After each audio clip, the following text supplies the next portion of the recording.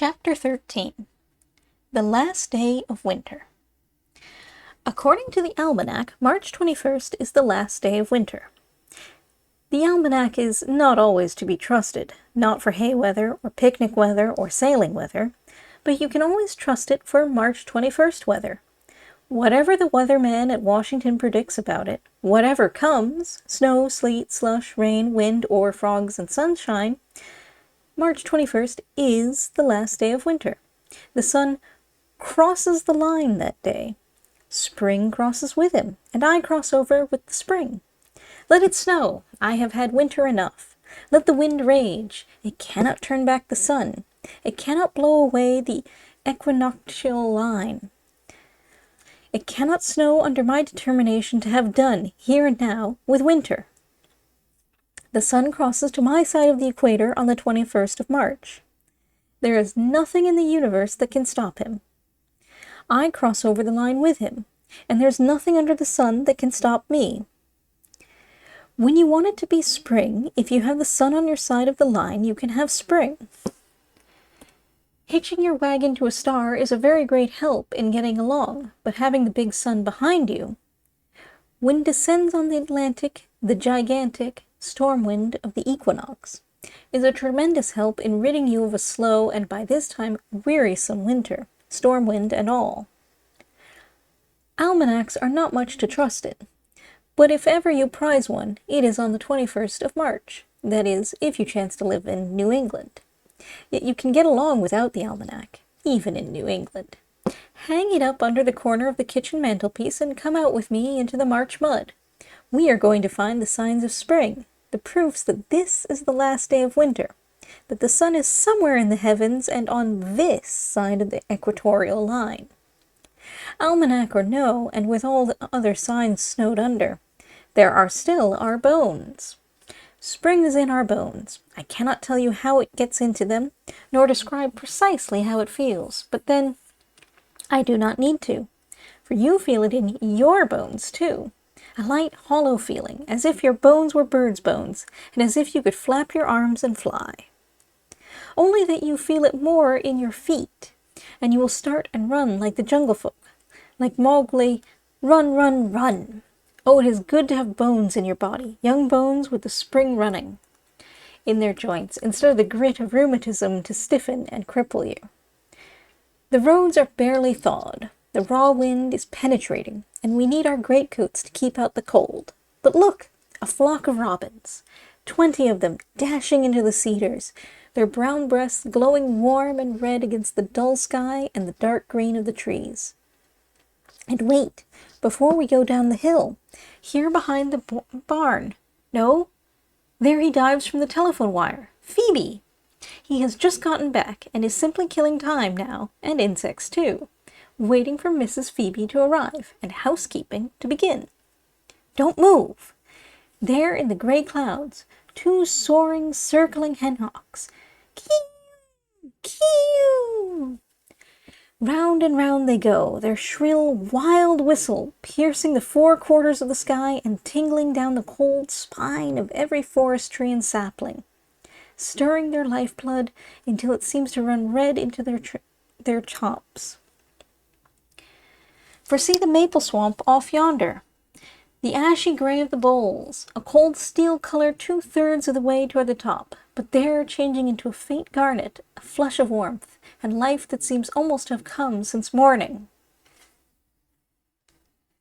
Let us go on now, for I want to get some watercress from the brook, the first green growing thing for the table thus far, and some pussy willows for the same table, only not to eat. There are many good things in this world that are not good to eat.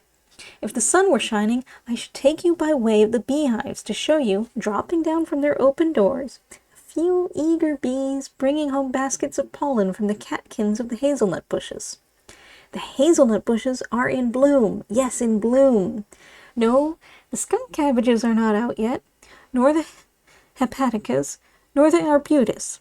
But the hazelnut bushes are in bloom, and see here, under the rye straw that covers the strawberry bed, a small spreading weed, green and cheerily starred with tiny white flowers. It is the 21st of March. The sun has crossed the line. Phoebes have returned. Here under the straw in the garden the chickweed, starwort, first of the flowers, is in blossom. But come on, I am not going back yet. This is the last day of winter. Cold? Yes, it is cold, raw, wretched, gloomy, with snow still in the woods, with frost still in the ground, and with not a frog or hyla anywhere to be heard. But come along, this is the last day of winter. Of winter? No, no, it is the first day of spring. Robin's back, Phoebe's back, watercress for the table, chickweed in blossom, and a bird's nest with eggs in it. Winter? Spring? Bird's eggs, did I say? The almanac is mixed again. It always is. Who's who in the seasons when all of this is happening on the 21st of March? For here's the bird's nest with eggs in it, just as I said. Watch the hole up under that stub of a limb while I tap on the trunk. How sound asleep! But I will wake them. Rap, rap, rap! Here he comes, the big barred owl. Climb up and take a peek at the eggs, but don't you dare to touch them. Of course you will not. I need not have been so quick and severe in my command, for if we of this generation do not know as much about some things as our fathers knew, we do at least know better than they that the owls are among our best friends and are to be the most jealously protected. Climb up, I say, and take a peek at those round white eggs and tell me, is it spring or winter? Is it the last day, or the first day, or the first and last in one? What a high mix-up is the weather, especially this New England sort. But look at that, a snowflake. Yes, it is beginning to snow, with the sun crossing the line. It is beginning to snow, and down with the first flakes, like a bit of summer sky, drops a bluebird, calling softly, sweetly, with notes that melt warm as sunshine into our hearts. For lo, the winter is past, the rain is over and gone. But see how it snows. Yes, but see.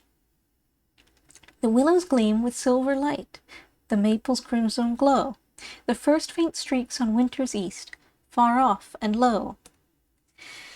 The northward geese with winged wedge have split the frozen skies, and called the way for weaker wings, where midnight lies. Today a warm wind makes the marsh, I hear the hylas peep, and o'er the pebbly ford unbound the waters leap. The lambs bleat from the sheltered folds, low whispers spread the hills, the rustle of the spring's soft robes the forest fills. The night, ah me, fierce flies the storm, across the dark dead wold, the swift snow swirls, and silence falls on stream and fold. All white and still lie stream and hill, the winter dread and drear. Then from the skies a bluebird flies, and spring is here.